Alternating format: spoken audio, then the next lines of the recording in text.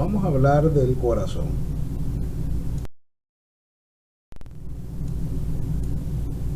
El corazón es el órgano principal del aparato circulatorio. Es un músculo hueco que actúa como una bomba aspirante y expulsora, que aspira hacia las aurículas la sangre que circula por las venas y las impulsa desde los ventrículos hacia las arterias. El corazón, de tamaño algo mayor que un puño cerrado, es una formación anatómica fundamentalmente muscular, hueca, tabicada, valvulada, que forma cuatro cámaras. Su función es la de recibir y evacuar la sangre que debe circular por todo el organismo. Posee forma algo cónica o piramidal. Sin embargo, la anatomía y la geometría no coinciden plenamente. Se encuentra en el mediastino medio, entre los pulmones y las pleuras, envuelto por pericardio. La parte superior o base se continúa con los vasos sanguíneos arteriales y venosos, como son la arteria aorta y pulmonar, las venas pulmonares y la cava, que contribuyen a mantenerlo estable. Posee una cubierta compuesta por dos hojas, una de ellas íntimamente adherida a lo largo de todo el órgano, que es el epicardio, y otra que, continuándose con la primera, se refleja en la base en torno al corazón para rodearlo completamente, que sería el pericardio propiamente dicho. Entre las dos hojas, que no están adheridas entre sí, existe una cavidad virtual que permite los libres movimientos de la contracción cardíaca.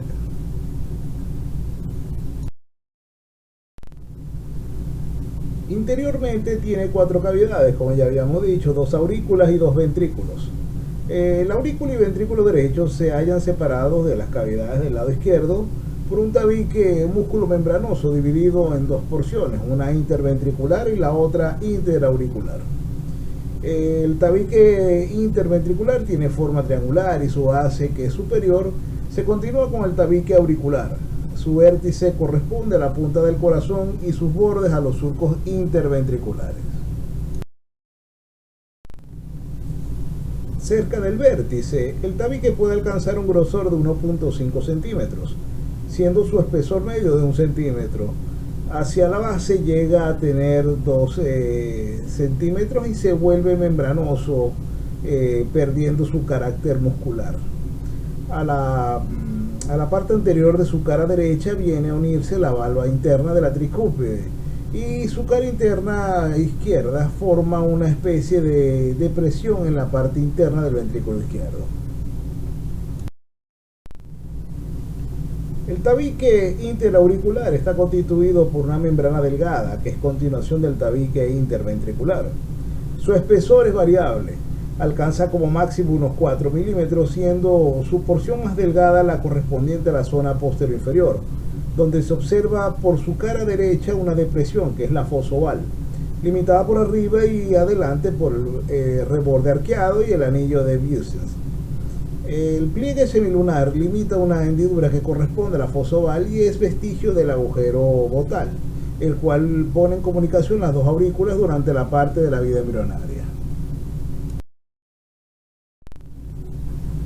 En el corazón puede reconocerse el vértice o ápex, formado por la parte del ventrículo izquierdo inclinado más oblicuamente hacia la izquierda, y se puede reconocer la base, llamada así por ser ancha y plana, dirigida hacia atrás, arriba y algo a la derecha.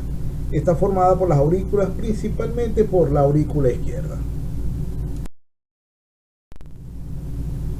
La descripción de la forma del corazón debe hacerse referida al corazón en vivo, debido a que la propia motilidad del órgano le hace adoptar diferentes formas en sístole y en diástole, como también la movilidad y constitución de la caja torácica y del diafragma modifican algo su forma y su orientación. Por lo tanto, se presenta una disposición compleja que no se corresponde directamente con los planos cardinales del cuerpo, en donde términos como derecho, izquierdo, cara y borde pueden ser fuente de confusión al momento del estudio de las relaciones del corazón in situ. Pero existen tres formas para describir al corazón. La primera, como lo tenemos visualizado en la lámina, en la presente lámina, que es la representación vertical, que se asocia con el icono de los enamorados. Los atrios en un plano superior, los tabiques en forma sagital y transversal, y el ápex hacia abajo. Antiguamente el corazón se le describía con las cuatro cavidades vistas desde el exterior y frontalmente. Así, al ser extraído del tórax, se lo orientaba en el eje que no era el eje real, se lo tomaba desde los vasos y al colgar quedan los atrios hacia superior y la punta hacia la parte inferior, en donde los tabiques se disponen en forma sagital, y ahí el nombre de aurícula de oreja, que es hacia arriba, y ventrículo, que deriva de vientre, hacia abajo. Otra forma comúnmente utilizada para poder realizar la descripción de la forma del corazón es la del cubo de Gali. En este se describen 6 caras, sin bordes netos de separación, con un atrio postromedio descrito en el corazón in situ.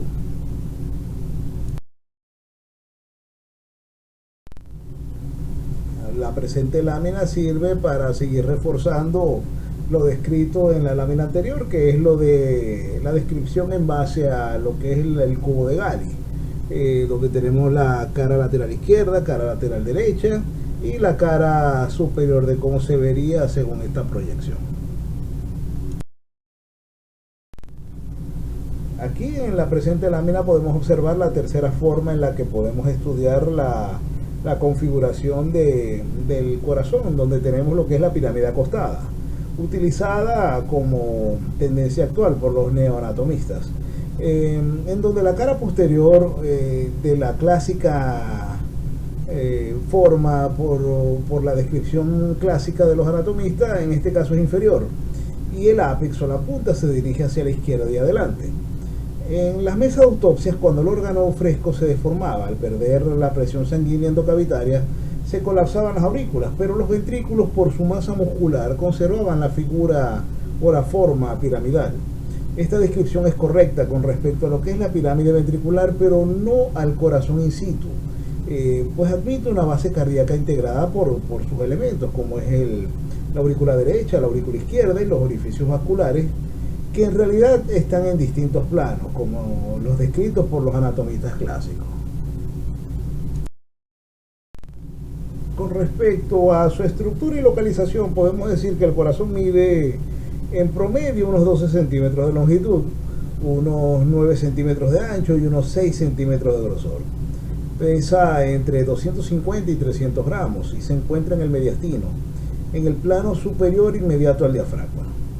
El corazón se encuentra en la división inferior mediastino-visceral y se relaciona a través del pericardio hacia el interior con el peto esternocostal, que lo protege a modo de escudo, a los lados por los pulmones y pleura mediastínica, a nivel posterior por el esófago, que lo separa de la columna vertebral, y a lo superior emergen o arriban pues los 3 grandes vasos, la arteria pulmonar, aorta, vena cava superior.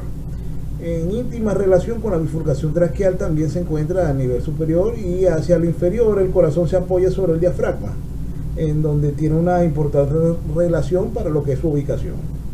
Las vértebras torácicas o dorsales, que están en relación con el corazón, se les puede denominar como vértebras cardíacas o de Giacomini, y se corresponden desde el centro de la cuarta vértebra torácica, T4, a la parte superior de la octava, T8. T4 es la vértebra supracardíaca. El plano de inserción que pase por su apófisis espinosa corta el origen de los grandes vasos. T5 es la vértebra infundibular. El plano trazado por su apófisis espinosa corta el infundíbulo y las válvulas sigmoides aórticas. T6 es la vértebra atrial. El plano que pasa por su apófisis corta las 4 cavidades casi igualmente. T7 es la vértebra ventricular. Por último, el plano de sección trazado por la octava apófisis espinosa interesa la punta del corazón, que es la vértebra de la punta.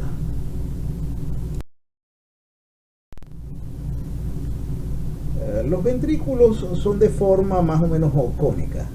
En su base presentan 2 orificios. El más amplio es el orificio aurículo-ventricular, de forma más o menos circular, que pone en comunicación las aurículas con el ventrículo del mismo lado. El otro es más pequeño y comunica cada ventrículo con la arteria que de él parte, como es la aorta para el ventrículo izquierdo y la arteria pulmonar para el derecho, que recibe el nombre de orificio arterial. Tenemos los orificios aurículo-ventriculares, que se abren en el momento de la diástole para permitir el paso de la sangre hacia la aurícula, y los orificios arteriales, que son más estrechos y carecen de fibras musculares. Dentro de las características comunes que tenemos para los dos ventrículos, se puede hablar de las paredes de las cavidades ventriculares, conocidas como columnas carnosas del corazón, y que se dividen en tres grupos: de primer orden, segundo orden y tercer orden. De primer orden se fijan a la pared ventricular por uno de sus extremos. Por el otro originan cuerdas que van a insertarse a la cara parietal de las valvas auriculoventriculares. Las de segundo orden se unen por sus extremos a algunas de las paredes del ventrículo, permaneciendo firmes y libres solo su parte media. Y de tercer orden se hallan unidas en toda su extensión en lo que es la pared ventricular. Con respecto a la configuración interior de lo que es el ventrículo derecho, se puede decir que tiene tres paredes: una anterior, una inferior y otra interna, un vértice y una base. Tiene el borde, que son tres bordes: anterior, posterior y externo. El vértice del ventrículo derecho ocupa la parte más inferior del ventrículo y resulta de la convergencia de los surcos interventriculares. Tiene aspecto cavernoso. La base se encuentra en dos orificios: el aurículo ventricular derecho con la válvula tricuspidea y el orificio de la arteria pulmonar con sus válvulas sigmoideas.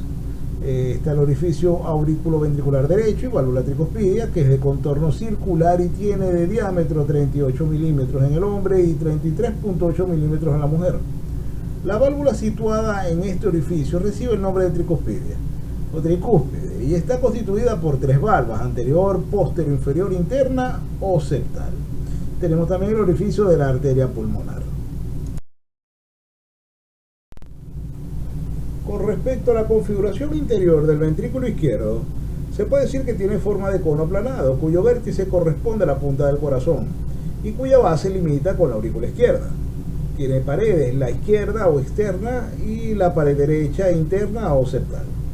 Tiene una base que está ocupada por el orificio auriculoventricular izquierdo y por el orificio de la aorta. El orificio auriculoventricular izquierdo tiene lo que es la válvula mitral, y el orificio aórtico se encuentra situado por delante y por dentro del orificio auriculoventricular izquierdo. Con respecto a las aurículas, podemos decir que son cavidades de capacidad menores que la de los ventrículos, y anatómicamente están situados por detrás de ellos. Están separadas entre sí por lo que es el tabique interauricular. Contienen más orificios que los ventrículos. El mayor de ellos es el orificio aurículo-venoso, y los orificios sobrantes corresponden a la derecha, lo que es las venas cava superior e inferior y el seno coronario, y a la izquierda las cuatro venas pulmonares. Con respecto a la aurícula derecha, podemos decir que tiene seis paredes: externa, interna, superior, inferior, anterior y posterior. La externa es una estructura que contiene columnas cavernosas de segundo y tercer orden denominadas músculos pectíneos de la aurícula. La interna contiene la depresión de la fosa oval. La superior, la pared superior contiene el orificio de la vena cava superior, midiendo más o menos como unos 20 milímetros de diámetro. A nivel inferior tiene dos orificios: el de la vena cava inferior y el del seno coronario, midiendo 30 milímetros de diámetro. A nivel de lo que es la pared anterior, está limitada por la válvula de Eustaquio por su extremidad izquierda en la pared interior. Y a nivel de lo que es la pared posterior, es una pared lisa que posee una eminencia denominada el tubérculo de Lauer, cuya única función parece ser la desviación de la corriente de las venas cavas. Con respecto a la configuración interior de la aurícula izquierda, se puede decir también que tiene seis paredes: externa, interna, superior, inferior, anterior y posterior. La pared externa es lisa en toda su extensión, excepto donde el orificio se comunica con el apéndice auricular izquierdo. La pared interna se consigue lo que es el tabique interauricular. La pared superior es estrecha, redonda, lisa, con una depresión que demuestra que es causada por los troncos arteriales. La pared inferior es estrecha, cóncava, y presenta en su unión con la pared posterior un relieve para lo que es la vena coronaria mayor. La pared anterior, en esta pared del orificio se encuentra el orificio auriculoventricular con el embudo de la válvula mitral, y a nivel de lo que es la pared posterior hay una convexidad en ella que está producida por el esófago. el cual se encuentra en contacto con esta. También se encuentran los orificios de las venas pulmonares, muy próximos entre sí, en su totalidad siendo 4.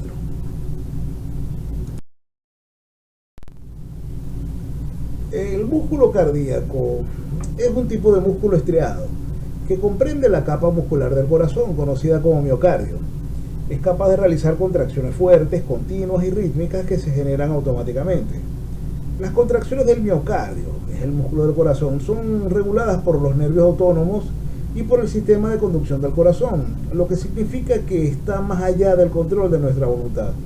La contractilidad puede ser alterada por lo que es el sistema nervioso autónomo y por algunas hormonas. Además, este tipo de tejido tiene altas demandas metabólicas, energéticas, vasculares. La función principal del músculo cardíaco es permitir al corazón bombear sangre de forma rítmica para proveer de oxígeno y nutrientes a todos los tejidos del cuerpo. El músculo cardíaco funciona involuntariamente y por esto no se puede regular voluntariamente el ritmo cardíaco. Es un músculo donde la despolarización tiene origen de las mismas células cardíacas, es decir, es autoexcitable, porque tiene lo que se conoce como despolarización miogénica.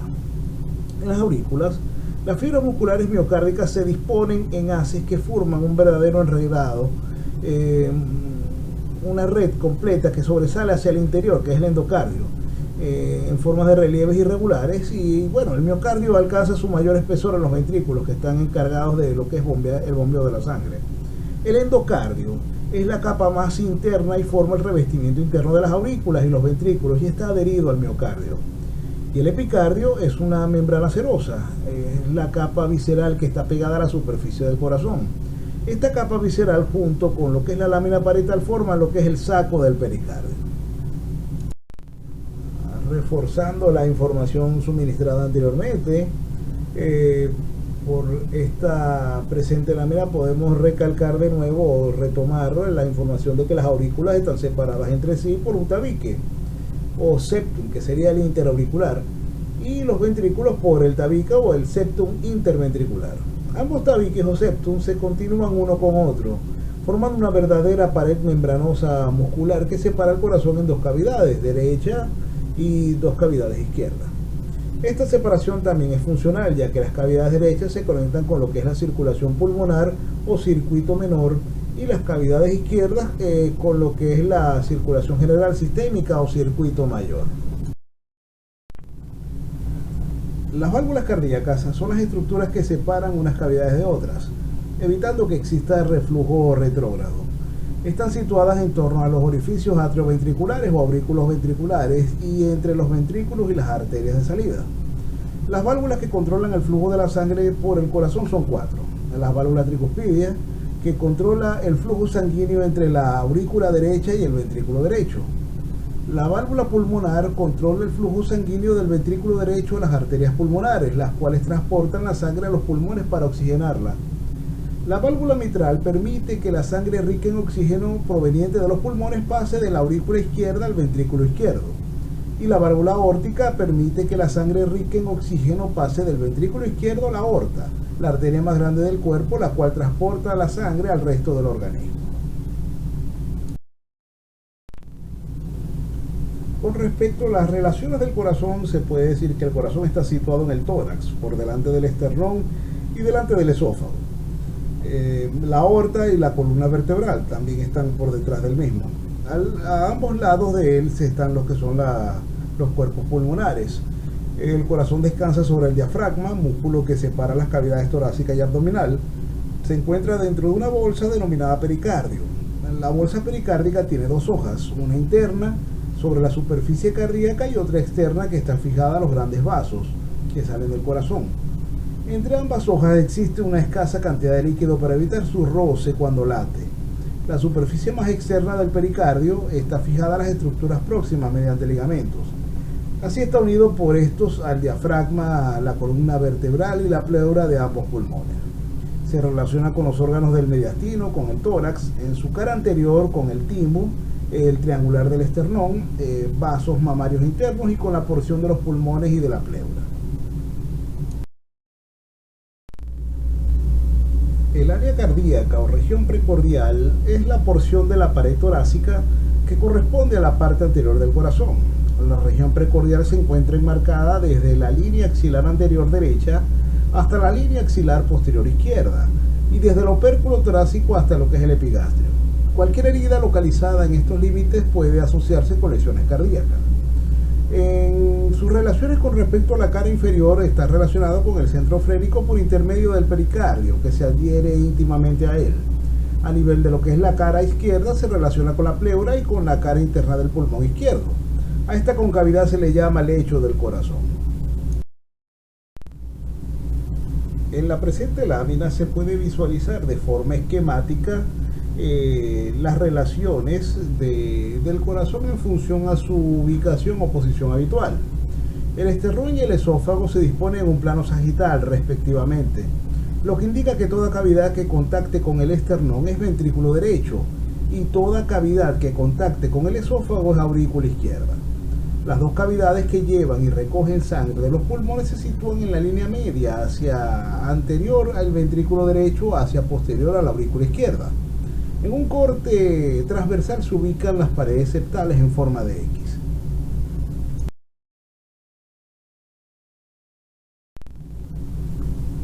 El músculo cardíaco es miogénico. Esto quiere decir que, a diferencia del músculo esquelético, que necesita de un estímulo consciente o reflejo, el músculo cardíaco se excita a sí mismo. Las contracciones rítmicas se producen espontáneamente, así como su frecuencia puede ser afectada por las influencias nerviosas u hormonales, como el ejercicio físico o la percepción de un peligro. La estimulación del corazón está coordinada por el sistema nervioso autónomo. El sistema nervioso simpático aumenta el ritmo y fuerza de contracción. El parasimpático reduce el ritmo y las fuerzas cardíacas. El corazón consta de un sistema productor de impactos eléctricos que hace que las células se contraigan y se produzca el ritmo cardíaco. Se compone de los nodos sinusal y auriculoventricular y del haz X, que se divide en dos ramas, derecha e izquierda. Están constituidos por pequeños acúmulos de células especializadas, capaces de iniciar impulsos eléctricos. El nodo sinusal, de unos 3 milímetros de diámetro, se encuentra en la aurícula derecha, en la desembocadura de la vena cava superior. Es el marcapasos dominante, el generador de los impulsos eléctricos que se extienden por las aurículas hasta el nodo auriculoventricular. La generación de impulsos da lugar a la contracción de las aurículas. El nodo auriculoventricular, que tiene unas medidas más o menos como de 8 por 4 milímetros, está situado también en la aurícula derecha, en la pared posterior, próximo al anillo de la válvula tricuspidia. Retrasa los impulsos eléctricos de tal forma que los ventrículos se contraigan después de las aurículas. El extremo izquierdo forma el haz de Is, de 3 milímetros, en el tabique interventricular, que se divide en dos ramas, derecha e izquierda. La rama derecha se dirige hacia el ventrículo derecho y allí a su vez se ramifica. La rama izquierda se ramifica en el ventrículo izquierdo y transmiten los impulsos eléctricos a los ventrículos. El músculo cardíaco en actividad permanente necesita de un aporte continuo de oxígeno y nutrientes. Este se realiza a través de lo que son las arterias coronarias que emergen de la aorta en los senos coronarios derecho o izquierdo. Da origen a dos troncos principales, la arteria coronaria izquierda y la arteria coronaria derecha, que se ramifican por todo el corazón constituyendo el árbol coronario. El corazón posee vascularización propia a través de las arterias y venas coronarias. Las arterias coronarias llevan sangre oxigenada al miocardio o músculo cardíaco. Nacen en la aorta, ligeramente por encima de la inserción de la válvula aórtica se observan dos orificios, uno situado a la derecha y otro a la izquierda. Del orificio de la derecha surge la arteria coronaria derecha y del izquierdo el tronco izquierdo. La arteria coronaria derecha va por la superficie externa de la cara anterior, en la grasa del surco entre la aurícula y el ventrículo derecho. Da la vuelta por el borde derecho y alcanza la pared posterior. En la zona media desciende entre ambos ventrículos hasta alcanzar la punta del corazón. Esta última parte se denomina arteria coronaria descendente posterior e irriga la parte posterior del tabique interventricular y la pared posterior del ventrículo izquierdo.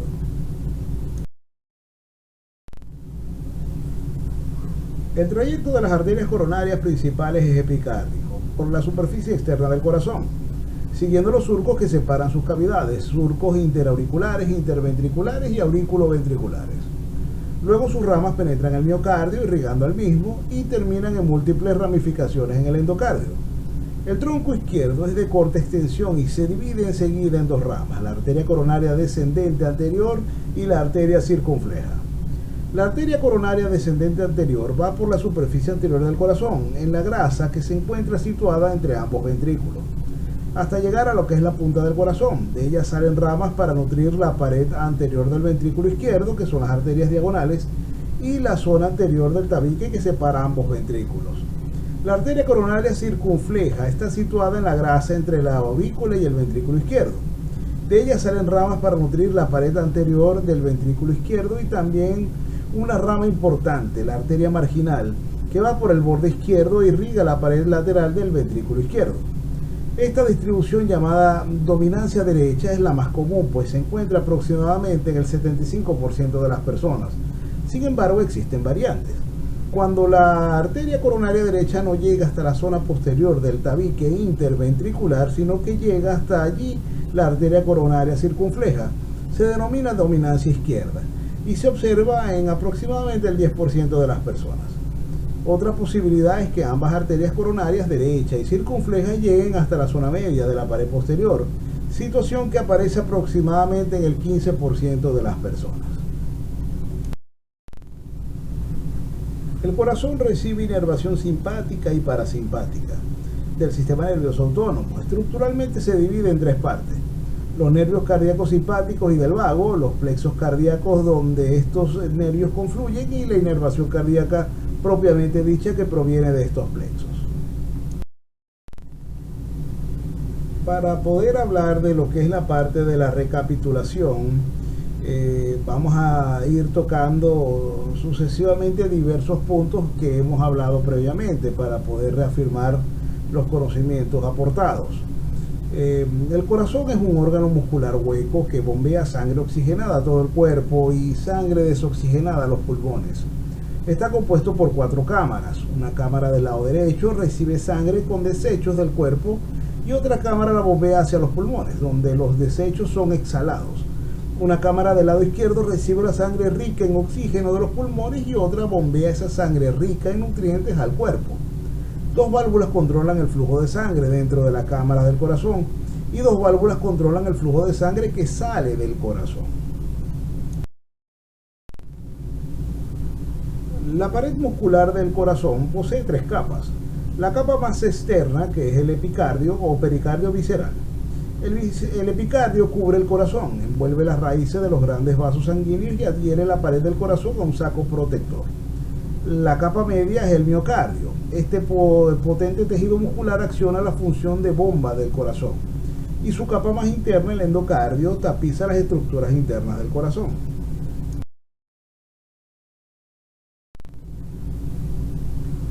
La aurícula izquierda y la aurícula derecha son las 2 cámaras superiores del corazón. La aurícula izquierda recibe sangre oxigenada desde los pulmones. La aurícula derecha recibe sangre desoxigenada que regresa desde todas las partes del cuerpo. Las válvulas conectan las aurículas con los ventrículos, las cámaras inferiores. Cada aurícula se vacía en el correspondiente ventrículo que se encuentra más abajo.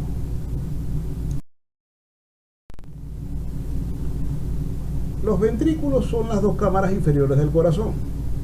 La sangre se vacía en cada ventrículo desde las aurículas que se encuentran por encima y luego sale inyectada hacia donde necesita ir. El ventrículo derecho recibe sangre desoxigenada de la aurícula derecha, luego bombea la sangre hacia los pulmones para obtener oxígeno. El ventrículo izquierdo recibe sangre oxigenada de la aurícula izquierda y luego la envía hacia la aorta. La aorta se ramifica en la red arterial sistémica que irriga todo el cuerpo.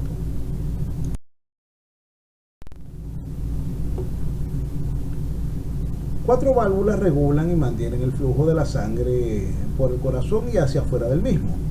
La sangre solo puede fluir en un sentido. Como un automóvil que debe continuar siempre en movimiento, cada válvula está formada por un grupo de pliegues o valvas que se abren y cierran mientras el corazón se contrae y se dilata. Hay 2 válvulas atrioventriculares o aurículo-ventriculares ubicadas entre lo que es la aurícula y el ventrículo de cada uno de los lados del corazón. La válvula tricuspidia en el lado derecho tiene 3 válvulas. La válvula mitral en el lado izquierdo tiene 2. Las otras 2 válvulas regulan el flujo de sangre que sale del corazón. La válvula aórtica maneja el flujo de sangre desde el ventrículo izquierdo hacia la aorta y la válvula pulmonar maneja el flujo de sangre que sale del ventrículo derecho por el tronco de la arteria pulmonar hacia las arterias pulmonares. La pared muscular del corazón produce la contracción y la dilatación. Cada contracción y relajación es un latido cardíaco. Las contracciones ventriculares, denominadas sístole, eyectan con fuerza la sangre desde el corazón por las válvulas pulmonar y aórtica. La diástole ocurre cuando la sangre fluye desde las arterias para llenar a los ventrículos.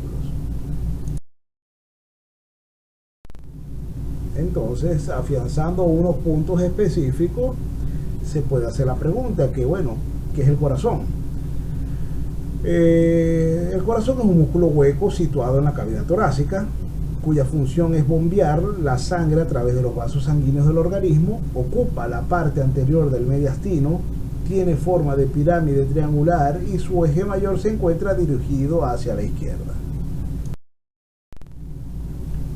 La porción ventricular es mayor que la porción auricular. Los periodos de sístole son mayores que los de diástole. El corazón aumenta de tamaño por la edad y es de mayor tamaño en hombres que en mujeres. En la sístole, las aurículas se contraen y proyectan la sangre hacia los ventrículos. Y en la diástole, hay relajación del ventrículo, del músculo, para permitir lo que es la llegada nueva de sangre. La válvula tricuspidia separa el ventrículo derecho con lo que es la aurícula derecha. La válvula pulmonar separa ventrículo derecho de arteria pulmonar. La válvula mitral separa la aurícula izquierda del ventrículo izquierdo. La válvula aórtica separa el ventrículo izquierdo con la aorta. Y como se visualiza en la presente lámina, se puede identificar la ubicación de la válvula mitral, la válvula aórtica, la válvula tricuspidia y la válvula pulmonar.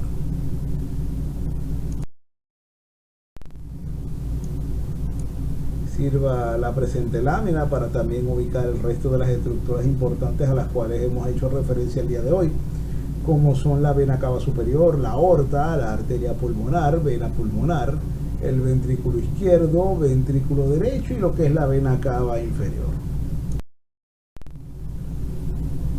El endocardio entra en contacto con la sangre. Encontramos trabéculas carnosas que sirven para dar resistencia a la contracción muscular. El miocardio impulsa la sangre por el cuerpo mediante su contracción y el epicardio envuelve al corazón. Por último, hablando de la proyección del corazón, como es sabido, el corazón se encuentra desviado hacia la izquierda, de manera tal que una línea que pase por el medio del esternón, línea medio esternal, lo divide en dos porciones, una derecha y otra izquierda. La porción derecha representa 1/3 del volumen y corresponde al atrio derecho por completo, a excepción del extremo libre de la orejuela. El tabique interatrial o interauricular parte del ventrículo derecho o anteromedio y la mitad derecha del atrio izquierdo o aurícula izquierda. La porción izquierda representa 2/3 del volumen y corresponde al resto del ventrículo derecho. El extremo libre de la orejuela atrial derecha al ventrículo izquierdo por completo y la mitad izquierda del atrio izquierdo. El área cardíaca o región precordial es la porción de la pared torácica que cubre la cara anterior del corazón. Se le puede describir forma de cuadrilátero y para trazarlo se deben señalar 4 puntos. Primero, el primer punto se ubica sobre el borde superior del tercer cartílago costal derecho, a 1 centímetro por fuera del borde esternal de ese lado. El segundo punto se señala a nivel de la quinta articulación condrocostal derecha, algunas veces en el sexto, que corresponde a 1 centímetro del borde esternal. El tercer punto corresponde a la punta del corazón, se marca sobre el borde superior del quinto cartílago condral izquierdo, a unos 8 centímetros de la línea medio esternal. Y el cuarto punto se sitúa en el segundo espacio intercostal izquierdo, a mitad de distancia del espacio y a 2 centímetros del borde izquierdo del esternón.